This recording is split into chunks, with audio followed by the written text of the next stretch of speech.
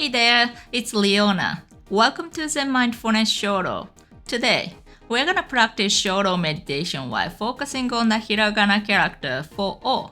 So, let's begin a beautiful journey together. When you write a character, imagine a square about the size of the character that you are gonna write like this. First, I'm gonna write it. Then I'm gonna explain the points and tips for writing the character beautifully in detail.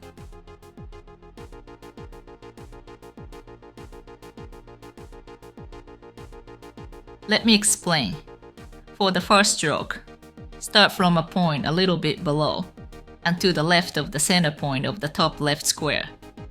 This line, as you can see, or to put it extremely, curves downward like this and gradually gets thicker as it moves upward to the right until it reaches the middle vertical line. Then, from the starting point of the first stroke, the brush moves upward to the left like this. For the second stroke, start from a point slightly higher than the center point of the top left square, around the middle of the first stroke.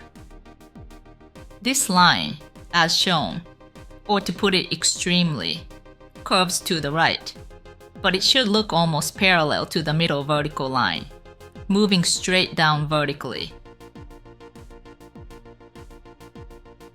It passes through around the middle of the first stroke and continues downward until the space above the starting point of the second stroke and the space below its lowest point appear roughly the same. The bottom part has a slight leftward curve, rather than moving straight down parallel to the middle vertical line, just before reaching the lowest point. Having it curve slightly to the left better expresses the characteristic curves of Hiragana. Then, curve up to the left with a leftward curving line, and then move up to the right. When moving up to the right, if you can maintain an angle that appears parallel to the first stroke's angle.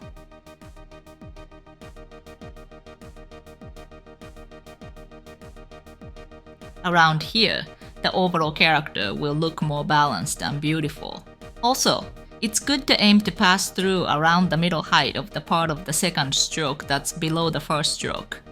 Move upward to the right at an angle that appears parallel to the first stroke, and then pass through a point where there's roughly the same amount of space to the left of the leftmost point, in this case, the starting point of the first stroke, as there is to the right of the rightmost point.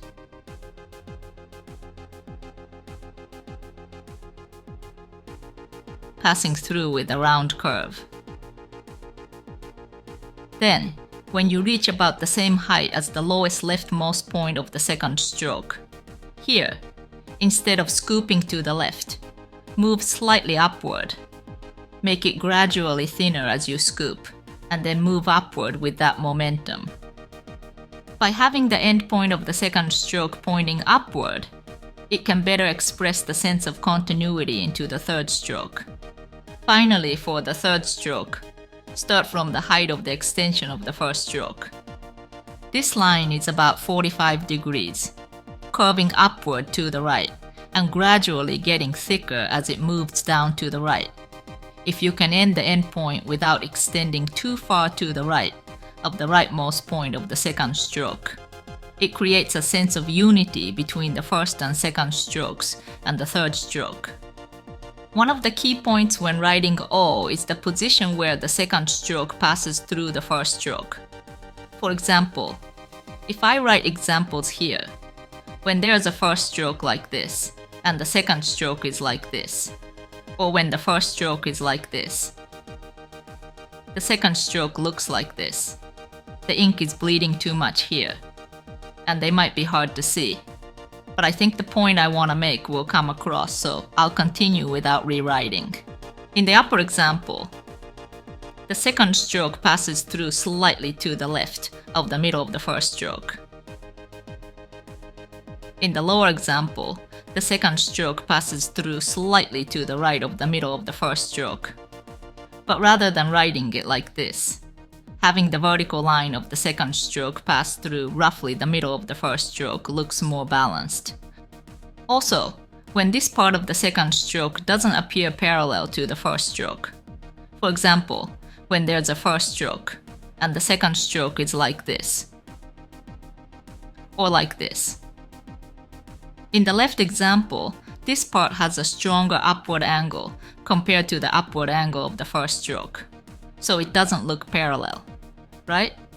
When writing like this. Or in the right example, where this part slopes downward compared to the angle of the first stroke. Like this, it looks fine at first glance. But even though it doesn't need to be completely parallel, having it appear roughly parallel at first glance makes the overall character look more cohesive and beautiful, at least in my opinion. Then there's the intersection position of the second stroke. For example, and I'm writing these as extreme examples to make them easier to understand. Like this, in the left example, if the middle position of the part of the second stroke below the first stroke is at this height, it intersects at a position slightly lower than that. And while it might not look too unbalanced up to about this point, if it curves too much like this around here,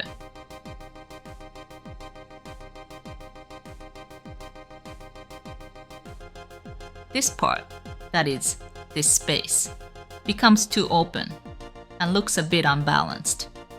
Conversely, if it's like this, where if the middle height of the part of the second stroke below the first stroke is around here, and it intersects at a higher position, as the loop part becomes quite tall, this part, the space between the first stroke and this horizontal line of the second stroke, becomes almost non-existent, barely expressible as more than a point.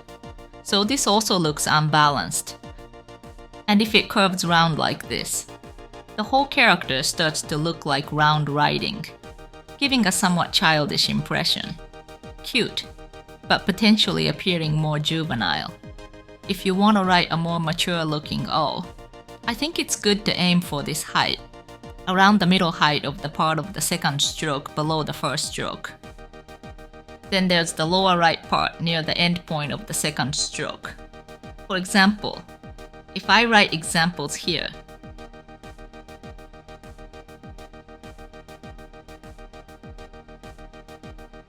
in the left example, the rightmost lowest point ends at a higher position than the leftmost lowest point. So compared to the sample character where they end at the same height, it looks a bit less stable overall. And in the right example, where the rightmost lowest point is lower than the leftmost lowest point, this too looks unbalanced left to right. So having them roughly at the same height makes the 2 points look firmly planted on the ground, making it appear more stable. While I've explained various points, these writing points and tips can be applied when writing characters of any size with any size brush. So why not try practicing with just the information you find useful? The key points and tips for writing hiragana neatly, as explained in the video, are concisely summarized in this book. Each page allows you to practice one character. If you're interested, please see the description. When you practice with a brush, I recommend that you place a few pieces of paper under the page that you're writing on, so that the ink doesn't bleed onto the page under it. Alright, let's get started.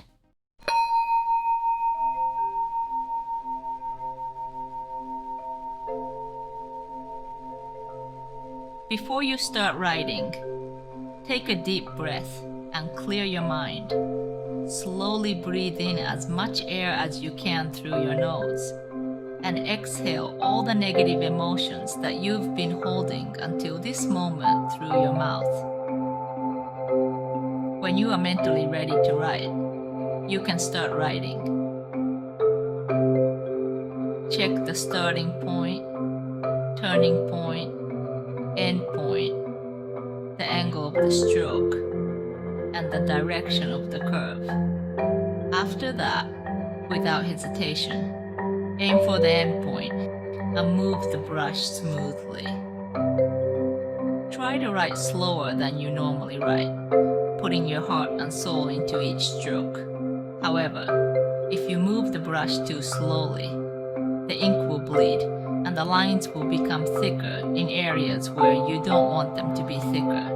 And if you move the brush too quickly, the ink will fade and the lines will become thinner in areas you don't want them to be thinner, or the ink will disappear midway through, making the strokes shorter than you want them to be.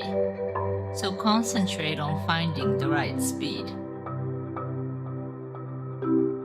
Once you've finished writing the character, look at the character as a whole and think about what changes you should make next in order to make it look even more beautiful.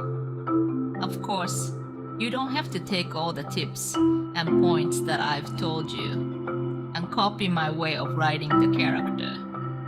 Trust your own sense of beauty and adjust accordingly. It's important that you are satisfied with the shapes of the characters you write.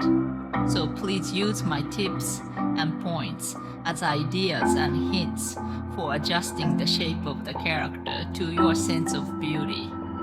Of course, you can't change the shape so much that it no longer looks like a character. If you notice that you are thinking about something else while writing, immediately refocus on what you are writing.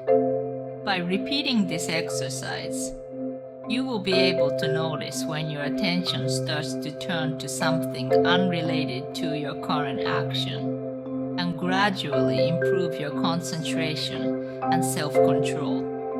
You can also build your patience with this practice. So, let's practice together.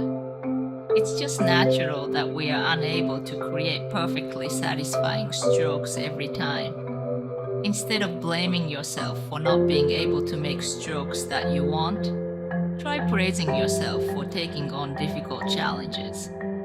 On this channel, I not only share tips and points for writing Japanese characters beautifully with a brush and a pen in both English and Japanese, but also practice Zen mindfulness Shodo meditation that focuses all of our attention on the present moment. If you thought that the information was useful and you want to learn tips and points for writing other characters neatly as well, or if you want to keep practicing Zen mindfulness Shodo meditation with me, please subscribe to my channel and click the bell mark so you get a notification as soon as I upload a new video. You can find videos of other characters from the playlist. If you like this video, please hit the thumbs up button. If you have any questions or comments, please write them in the comments section. Alright, let's learn and practice together again in my next video. Thank you for watching.